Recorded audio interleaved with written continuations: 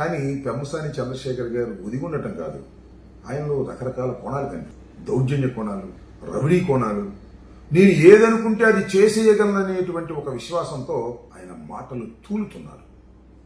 ఆ తూలేటటువంటి మాటలు సమాజం మీద ఎంత ప్రభావం చూపుతుందో ఆయనకి ప్రస్తుతం తెలియకపోవచ్చు, కానీ రాబోయే కాలంలో తప్పనిసరిగా తెలుసుకుంటారనేది నా అభిప్రాయం. నేను చంద్రబాబు నాయుడు గారిని దూషించాను అనే వార్త వచ్చినప్పుడు ఒక మాట అన్నది ఆయన. 24 గంటల్లో సినిమా చూపిస్తాను అన్నారు, నా ఇంటి మీద దాడి, చాలా గందరగోళం చేశారు. దానివల్ల పార్టీ లాభించిందో నష్టపోయిందో తెలుగుదేశం వాళ్ళు ఆలోచించుకోవాలని ఈ సందర్భం. ఒక అనాగరికమైన దాడిని రాష్ట్ర ప్రజలు ఖండించారు. దానివల్ల మీ పార్టీ నష్టపోయింది. నష్టపోవడానికి ప్రధానమైన కారణం పెమ్మసాని చంద్రశేఖర్. గుంటూరులో ఇప్పుడు ఆ సంస్కృతి లేదు.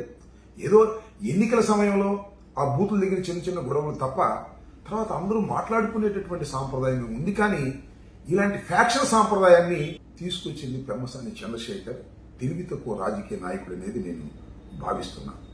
దానితో పాటు రీసెంట్గా చాలా మాట తూలాడు.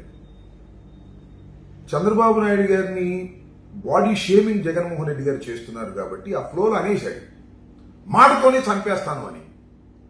ఆ తర్వాత నేను నిన్న మొన్న ఎదురు చూసా, ఏదైనా రీజాయింట్ ఇస్తారేమో, నేను అన్నది ఈ ఉద్దేశం కాదని చెబుతాడేమో అని అనుకున్నా.